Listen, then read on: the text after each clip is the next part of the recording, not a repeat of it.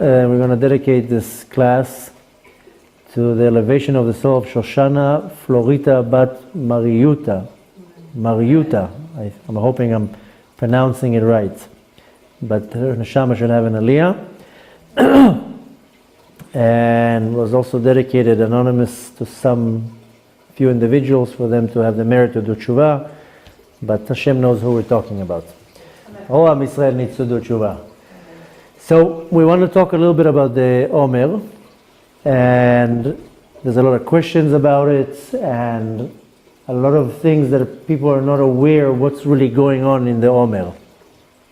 And we hear all these rules, not to take haircuts, not to buy things, not to do, not to travel, not to initiate new things.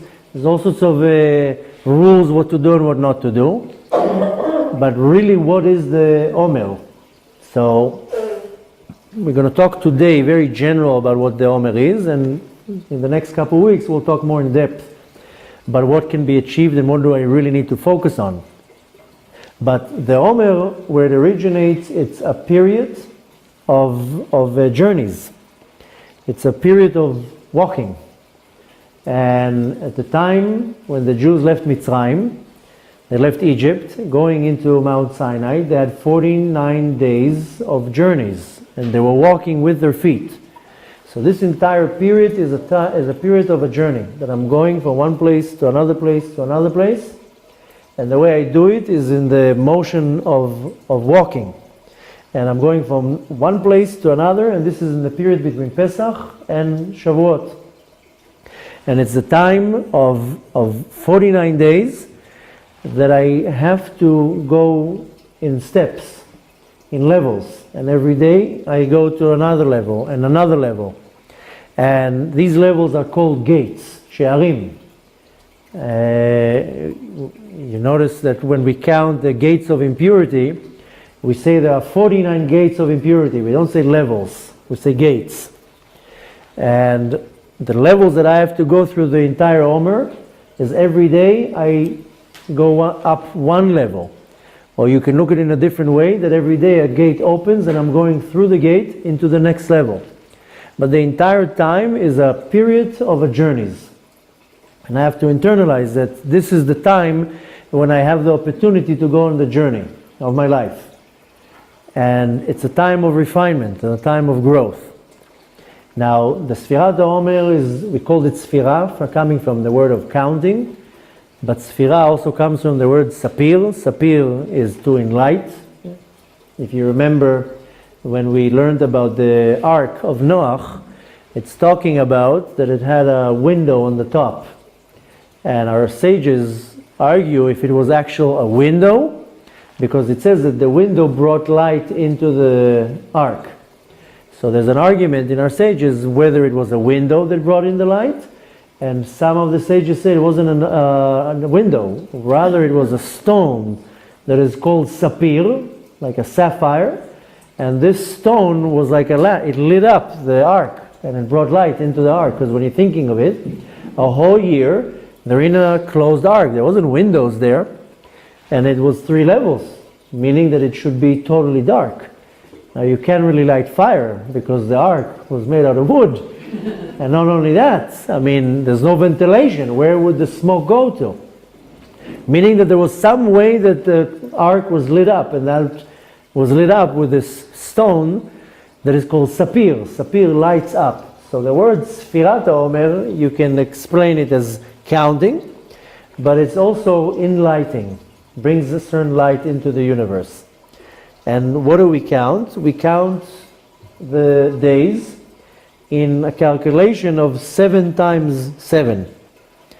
And even when we repeat it, we go to the Sfira of Chesed, and we will go through all the Sfirot that are 7 times 7. Chesed sheba Chesed, Gvura sheba Chesed, Tiferet sheba Chesed.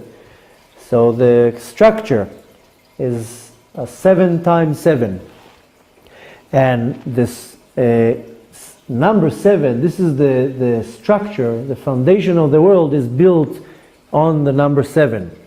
You have 7 days of creation. Everything comes in sevens. Even when Noach brought in the animals into the ark, we talked about Noach, he brought 7 animals that are kosher, he brought 7 of them. And everything goes around the 7. We have 7 sfirot. We have 7 gates to our body, 2 eyes, 2 nostrils, 2 ears, and a mouth. We find this 7 repeating itself all the time. And the whole period of Sfirat Omer is that every day a new light is being revealed into the world. And I have to tap into it. I have to channel myself into this time to be able to receive some of this light. Now, what comes above 7 comes the number 8.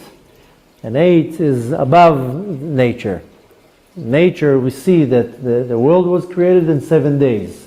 Everything has 7, if you notice it. Even in simple things like the chords in music. You have do, re, mi, fa, sol, la, si, do. You don't have an 8th chord. When Mashiach is going to come, we're actually going to have an 8th chord. Because really when you think of it, why do we have only 7 chords? So, even when we know that when Mashiach is going to come, then the violin that Mashiach is going to have is going to be an 8-chord violin. So, the number 8 represents above the nature. And the number 8 represents the sphira that is called Bina. We spoke about it just before. That in the structure of the sphirot, one way of looking of it is that you have the intellect, the mochin is Chokhmah, Bina, and Da'at, the acronym of Chabad. But one way of looking at it is that it's counted Keter, Chokhmah, Bina, without the Da'at, which means that Bina is the next closest sphira to the rest of the Midot. Now, Bina, we explained before, it's the sphira that is called Ima. This is how it's called in Kabbalah. And the mother, the sphira of Bina, it births the Shefa, the abundance, into the Midot. That's the whole concept of mikveh. Because the mikveh is rejuvenating the power that comes from the sphira of Bina. That's why you see that the mikveh has to have a certain measurement of water that is called 40 se'ah, 40 se'ah. What is this 40? Is there are 40 gates, 40 sharei Bina, 40 gates of Bina. And the whole motion of Bina, something that resembles the concept of mikveh, is a womb. And the baby is in the mother's womb in water. So for 9 months, the baby is in water. It doesn't eat, it doesn't drink. It's totally nourished by the mother. Whatever the mother eats, the baby gets. The mother's upset, the baby will get the nerves, the negative energy. The mother is all happy and joyful, then the baby will get it. The baby is 100% nourished by the mother, and very easy, he's in water. Doesn't need to eat. Is with his eyes open, the mouth is open, all the gates of the body are open. The miracle here is all the gates that are open when we are alive, they're closed while the baby is in the womb, and the other way around, whatever is closed in our life is open in the womb. So the baby's eyes are open in the womb, and his mouth is open, the nose is open, nothing, the water doesn't come in. The second the baby comes out to the world, then the nekavim, the holes that are open, they seal, and the ones that are sealed open. Like the rectum and some other holes, that's when they open, when they go out of the womb. So we see that the concept of the baby being in the womb, this is a manifestation of the neshama being nourished by the sphira of Bina. Which means that whenever I get disconnected from Bina, I have to get this rejuvenation back. And this is the concept of mikveh.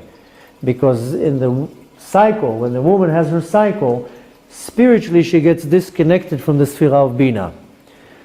And what she needs to do is she needs to go to the mikveh to go back to its source and to connect her neshama back to its source, where she gets her abundance. That's why women are more obligated in the sphira, in the mitzvah of mikveh, because a man doesn't have the cycle. The woman has the cycle because that's one of the curses that Chava got in the curses after the sin.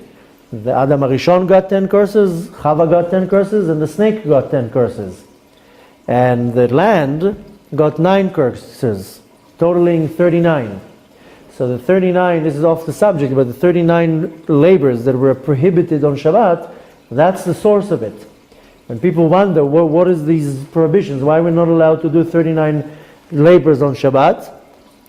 Then the source for it comes because of the curses that Adam, Chava, the snake, and the land got cursed. And that's how we do the tikkun. This is what's called the tikkun olam. So one of the curses that Chava got, Chava is known as Eve, but we call her Chava. That, by the way, her name was actually Chaya, it wasn't Chava. Her original name was Chaya. A lot of people, now it's a more common name to name their daughter Chaya. And people wonder where this name came from.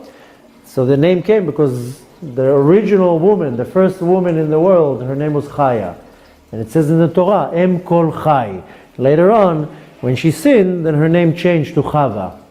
For 2 reasons. First of all, after the sin, Adam, he divorced her. He gave her a get and he told her, I don't want to be your husband anymore because you made me sin. So for 130 years, Adam and Chava were split. And in this time came the snake, and he told Chava, or her name was Chaya, now that you are on the market, you are single right now, and there's nobody else here, I'm going to marry you. And snake in Aramaic is called Chivya, and he told her, my name is Chivya, so your name should be Chava, should be changed. The teachings of Kabbalah explain to us that she damaged the yud of the name of Hashem, Yud-Kei Vav-Kei, by doing her sin. And since she had that yud in her possession, her name was Chaya, the chet, and then the Yud-Kei, she damaged the yud, so the yud was pulled into the klipa and formed a vav out of it. So instead of a yud making Chaya, it became a vav and made her a Chava. So, but her original name was Chaya. One of the curses that she got was the cycle, that she has to have her cycle once a month, that the blood will become impure, and the blood will come out of her. That's one of the way of fixing it. So the way to go back to its original state is to go into a mikveh, because the mikveh has the power of bringing the neshama back into the sphere of Bina. And men, they're not obligated in a mikveh, but they still do it because men also damage their neshama by pulling it away from its source. And the source of abundance is the sphere of Bina, which means that when I need to be rejuvenated spiritually, I have to go to my source. Also, automatically, after being with the woman, doesn't he have to go to the mikveh? He has to, after being with, having a Yeah, but this is more a takana. It's not a halacha. That the man, yes, a man after he's with his wife, with having marital relations, he has to go to the mikveh because he has sperm on him, and you can't say Torah words with a little bit with sperm on your body. So of course, but this is not a halacha from the Torah. What happens to a man? He lives in the middle of nowhere. He's not going to find the mikveh. So I have a few friends that they're rabbis in different shuls. I have a friend in South America and in India. They don't have a mikveh there, so they go to the ocean, or they go to just to a pool. But, excuse me? Men don't say bracha. No, men do not say a bracha in the mikveh. But the right way of doing it is that a man, after he has relations with his wife, is to go to the mikveh because he has some sperm on it, and it's not the right way to say words of Torah and to pray when he's not 100% clean. But it's not a must. A man is only obligated to go once a year to the mikveh, and that's on Yom Kippur. And if a man can't find his way to the mikveh after he's been with his wife, then he can take even a long shower. As long as there's 13 liters of water washing him, that's almost as equivalent to a mikveh. And I travel a lot. There's not mikvehs where I go. I jump in people's pools. So it's not the same effect. Not too long ago, I was in a tour, and I end up in Phoenix in Arizona, and there wasn't a mikveh there. And then I said, it's Erev Shabbat, I want to go to the mikveh. And they felt uncomfortable, what should we do? So I was like, is there anybody here with a pool? Yeah, of course. So I said, okay, let's go to the pool. So some brave men were like, okay, we'll go with you. and it was January, and even though it's Phoenix, it was still ice cold, and I just walked into the pool. I take my bathing suit off, and I use the pool as a mikveh. And they jump after me, and they're like, "What are this guy's a crazy person?" So a man is not obligated, but it's the right thing to do. And needless to say that the Baal Shem Tov explains, and even very before that, the Arizal and many other mystical teachings, that it's good for a man to go every day to the mikveh. Because the mikveh is so powerful. If a person will know the power of a mikveh, he was not going to leave the mikveh. And if a woman would know what a mikveh does to her, she would never even miss the mitzvah of mikveh. And I know it's personal, but I always give this example that when I became religious and I started affecting my parents, at some point I told my mom, "I know you might be uncomfortable with what I'm about to tell you, but have you been to the mikveh?" And she was like, "Well, I've been to the mikveh the night before I got married." And I was like, "Have you ever been to the mikveh after that?" And she was like, "Never." So I told her, "So you have to go to the mikveh." So she told me, "But I don't have my cycle anymore. I'm close to being 70. So there's nothing to do with it. From the last time you had your cycle, you didn't go to the mikveh. You have a very strong impurity on you. And believe it or not, it affects me and my siblings. It affects your kids. So you have to go to the mikveh." And it was not so easy to tell my father that she has to go to the mikveh. And they did the whole thing. They were separated for 7 weeks, and she did the whole thing. And she went to the mikveh in her late 60s. And she said that it was the most amazing experience she ever had. And she was like, I went out, I felt like a rock was removed off me. So when a person really understands the power of mikveh, then they don't want to lose that. And a man, even though he's not obligated, a man can take a long shower, but for a man, even to go every day to the mikveh, what it does to their soul, to their brain, to their body, is unbelievable. So the point is, we don't want to talk about mikveh, but we want to understand that the source that allows the abundance to come into my midot comes from the Sphira of Bina. And you have a question? You say 7 weeks, they separate no, 7 days.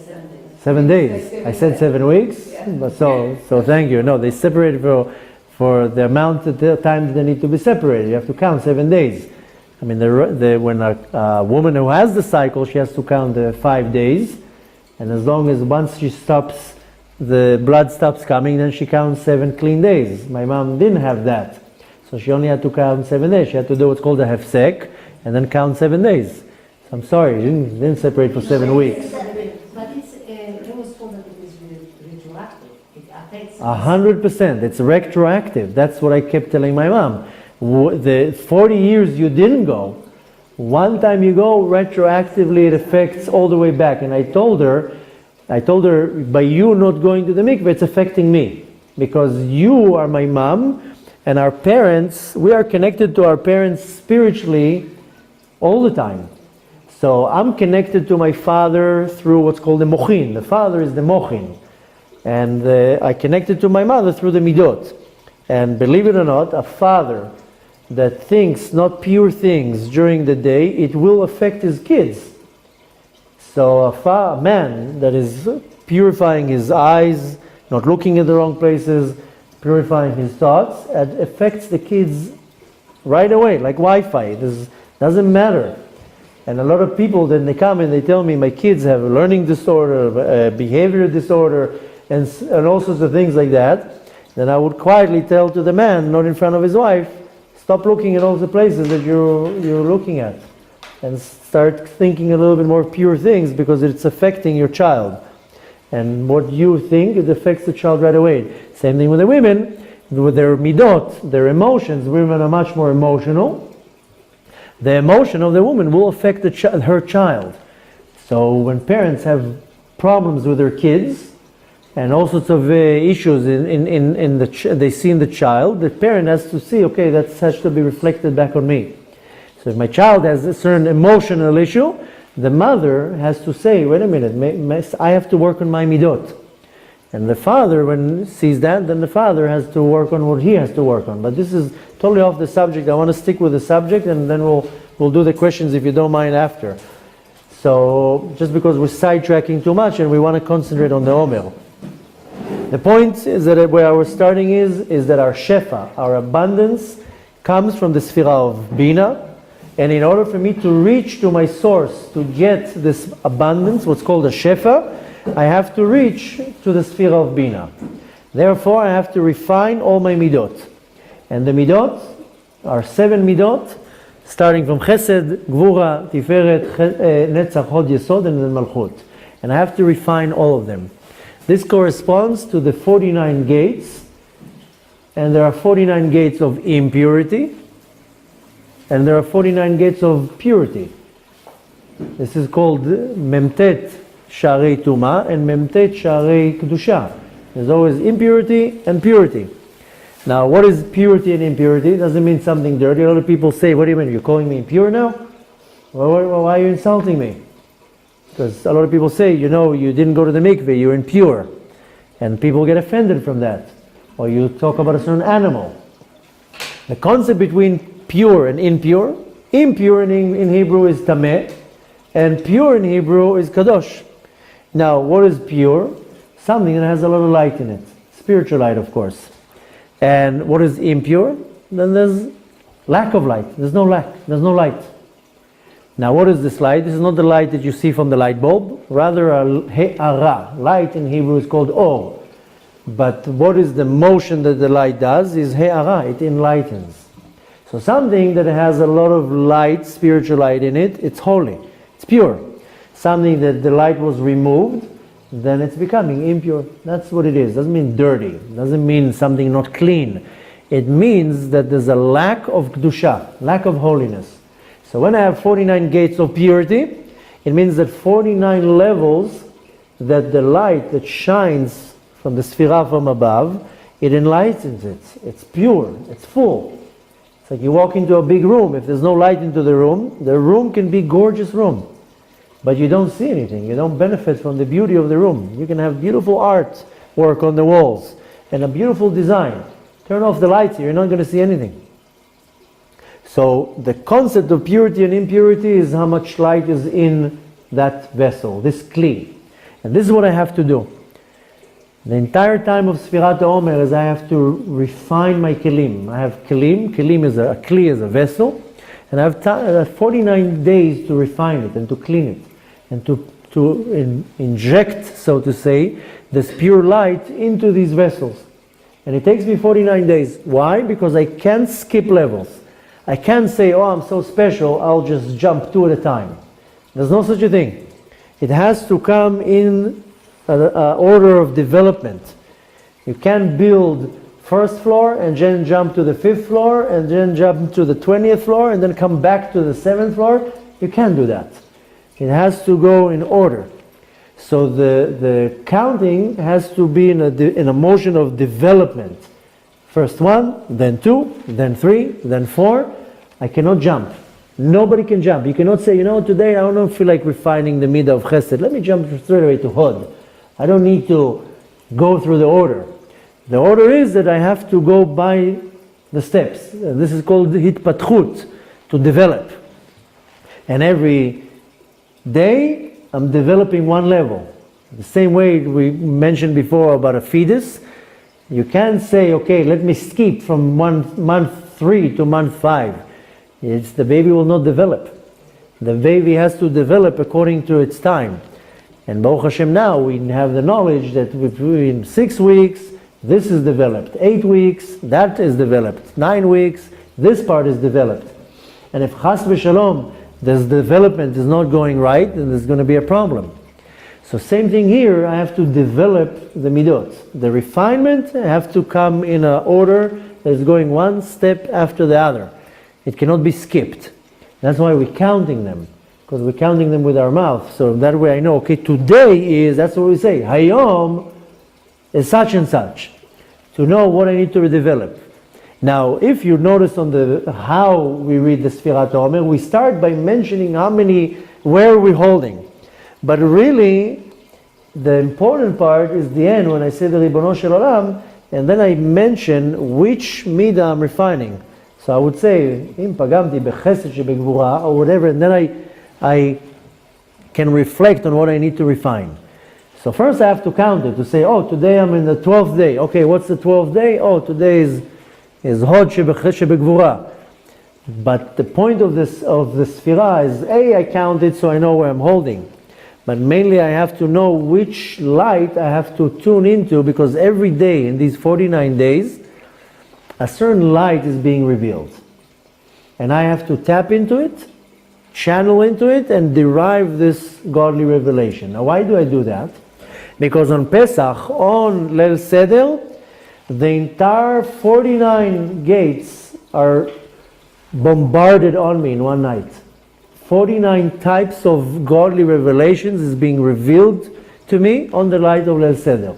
If I sit around the table and I eat the matzah and I read the Haggadah and I drink the 4 cups of wine and I do all the things that I'm supposed to do, the godly revelation that shines on Pesach, on Leil Seder, is so powerful that we call it a Leil Shimurim. It's such a powerful night. That was the only night that the Bnei Israel were able to be removed out of their exile, out of Mitzrayim. And we mentioned that we had so many classes about Pesach, is that the night of Leil Seder, it's such a powerful night. I don't feel it, I don't see it, but all 49 gates are revealed in one shot. It's like mega power of godly revelation is being bestowed on us for one night. Now I'm not a vessel to receive it, so this comes as a hit. Why? To wake me up. Now I have 49 days to start digesting it, and every day one sphira, one light. So when comes Shavuot, I refined all 49 vessels to then receive it in a nice, subtle way. That's why we were able to get the Torah that night. So on the night of Pesach, I'm not able to receive it. This is what's called Hitaruta Dil Ela, an awakening from above. It's just shining on me. It's like the alarm clock that has the first sound. Just wakes me up. Now the alarm clock will keep on going for another 10-15 minutes, and my hand goes like that. So the night of Pesach is the first sound, is to wake me up. Now I have 49 days to start climbing these steps. Now if I do it right, and I start refining every day one vessel, then on the night of Shavuot, I will be receptive to receive this godly revelation of accepting the Torah. And I might not accept it physically, but I will accept it spiritually. So really, Pesach is the most important holiday. And we mentioned that in all the classes that we had in the last month, how Pesach is the most important night. It's called Leil Seder. We mentioned that, I'm just going to repeat it. Why is it called Leil Seder? Technically it should be called Leil Pesach, or Leil Matzah, or whatever. Why Seder? So Seder is order, because this is when the order starts. This is the foundation. Now it starts, and now I'm going to start going by the order to start building these levels. And it all starts on Pesach. Now we're already after the fact. We're already 12 days after. But I still have the ability to start refining my kilim. Now, the thing is that what I need to understand is that on Pesach, this light was given to me, so to say, as a present. Now the reality in the universe is whatever is given to me as a present doesn't remain. It goes back. Any type of revelation that Hashem gives to me that comes as a present, it will be taken back. That's why the world was created, so to say. Because before the world was created, the Zohar explains that the godly revelation was given for free as a present to the souls. And they were benefiting this godly revelation, but at some point the souls approach God and say, "Oh, listen, we feel that you're just giving and giving and giving, and we want to give something back. We're feeling that you're giving us like a free present." The Zohar calls it Nehama de Ksufa, bread of shame, that like a poor person is being given all the time.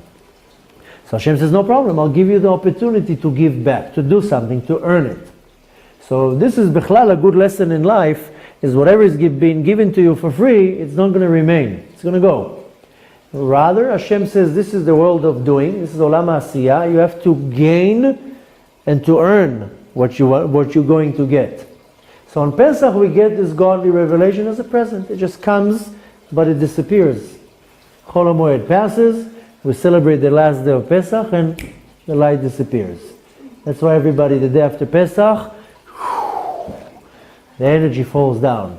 People get sick, people get depressed, people get sad, everybody, it's affecting them in a different way. And they don't understand why. Because you're in such a high for a week and then it disappears. Now I have to start working to gain this light back. And I have to work for it. This is called Yegiah. Now when I work hard, that's when the light will stay. So if I work on myself the entire 7 weeks, then the light comes back again on Shavuot. No, it will stay. It will be here to stay. But I have to toil. So reading the Sfirat Omer, it takes exactly 3 minutes at night. This is not the real refinement. That's just to remind me what I need to do.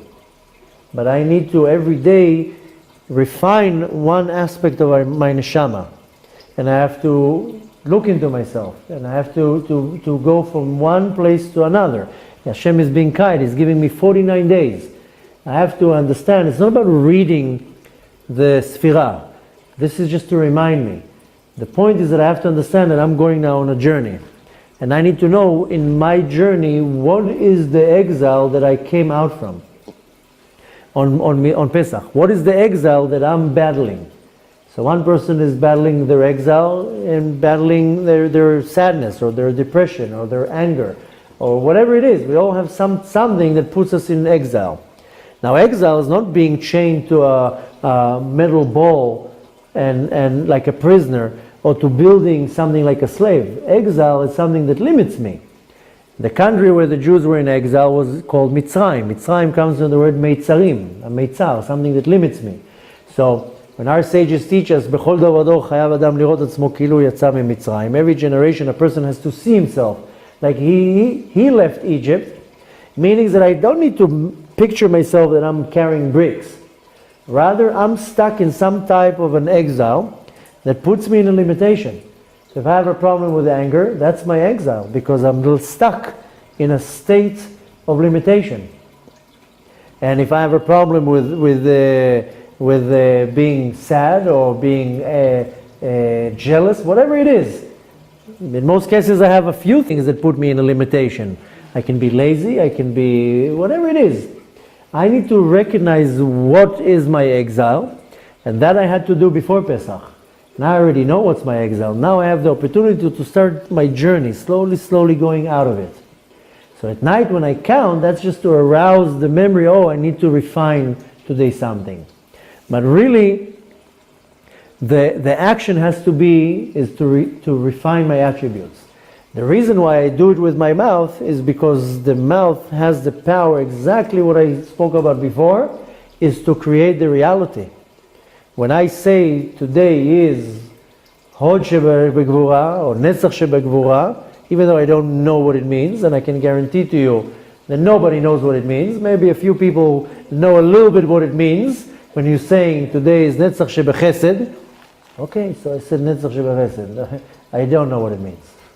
I just say it. But since I don't know what it means, the fact that I'm pronouncing it with my words, B'dibur, then I'm allowing myself to reach to that level, and even without knowing, I can refine something in my neshama. Because the reality is that we don't really know. Very few people will understand, what did I do today when I said Hod Shebehod? Wow! So I said a very fancy word, and I sound like a Kabbalist, because I said some fancy combinations of Sfirot, but really, do I know what he does? What he did? No, I don't know anything. So therefore, our sages said, listen, we know you don't know. Just say it with your words, then the power of the words are very powerful. It will trigger what it needs to trigger. I need to understand that I'm going through a journey. And by the fact that I count something, I also need to meditate, read the words. And if you don't understand it in Hebrew, read it in English, that you understand what the words of Sfirat Omer says. And we will learn in the next couple of weeks, what are we saying? And why are we saying? I mean, if I'm now in the week of Gvura, I mean, every week, now it's a little bit past the point, but in the week of Gvura, I need to understand that now I'm going to start refining the attribute of Gvura in me. So, what does it mean, Gvura? Hold on. What does it mean, a Gvura shebechesed? I have to give a lot of kindness, but it has to have some limit in it. I want to give my kids everything. I want to give them toys and books and treats, but if there's no limit, then my kindness is going to hurt them. It has to be some gvura, some severity in it, some restriction. I'm going to give you X amount of treats, I'm not giving you all the treats. So chesed, kindness, is very good, but it has to have some severity, some restriction. And I have to look, we're going to go through it. I have to look in everything that I have to refine. In the week of Gvura, is I have to refine every aspect of the Gvura in me. And sometimes I have a lot of Gvura. Gvura is severity, that every person that comes, I will cut them right off. But even in that, I have to have Gvura sheba Gvura, to know when to back off. You have to be strict, but don't be crazy. And then I would do the Tiferet sheba Gvura. I have to have the severity, but to do it in a very nice, calm, subtle way. So every sphira can be dissected. Now we're not going to have the time for that, but we will go through the general idea that I have the tools. What do I need to do? Where do I need to reflect here? The point that I want to take from today is that the time of Sfirat Omer is to refine my vessels, to do what's called Tikkun HaKilim. Why? That comes the night of Shavuot. I just have to sit and eat my cheesecake, and I will get the godly revelation, the same thing that what our ancestors got at the time of Matan Torah. You think they understood what they saw there? They didn't understand anything. At some point they got so scared that they told Moshe Rabbeinu, listen, we can't handle this. You go do what you need to do, then come and tell it to us. And it took Moshe Rabbeinu 40 days to digest what he just learned. And then it took him 40 years to give it over. And up until today we're learning and dissecting it. So we don't really understand, but we have to do the physical part, and we have to refine these vessels. This is in general what we're doing at the time of Sfirat Omer, is we're cleaning and refining our vessels.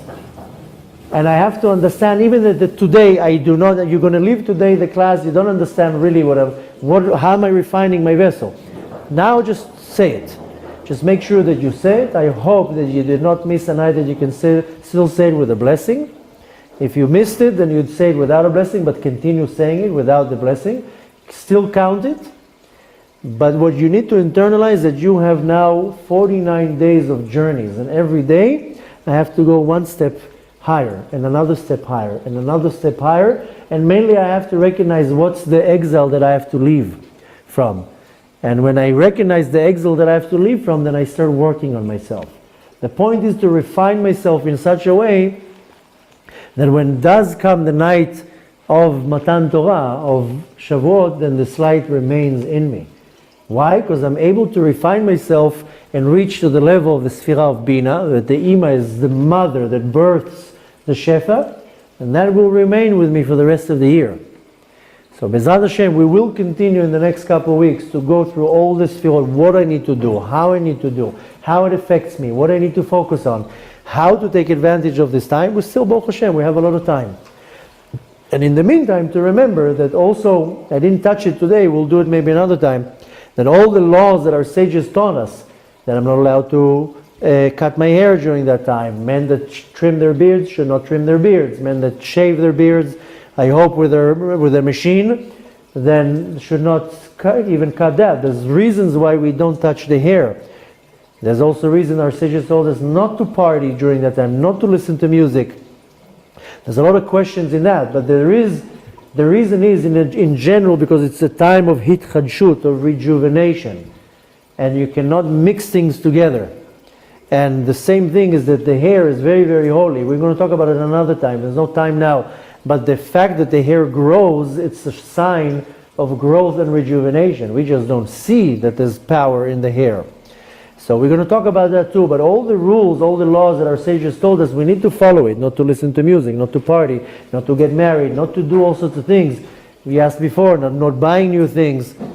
So, Bezrat Hashem, next time we'll go a little bit more about the actual laws, and mainly we want to talk about more about how it's affecting us in the mystical part of it. But till then, Bezrat Hashem, you should focus about concentrating on your journeys and slowly refining your kelim, your vessels. And Bezrat Hashem, when Matan Torah will repeat on Chag HaShavuot, this time it should be the ultimate time when we receive the Itchadshut of the Torah. As it says, when Mashiach is going to come, it's going to be a new Torah, Torah Chadasha Miti Titzeh. So we're striving to get to the point that Mashiach is going to come very soon and we're going to receive the Torah again. And if Chas v'Shalom Mashiach has to wait a few more days and it's not going to happen this Shavuot, then we receive it in the spiritual level. And we're going to explain that too. So in the meantime, we're going to wish you all just a great success in your avodat, the job of refining your midot and fixing your kelim. And Bezrat Hashem, we will talk about it much more.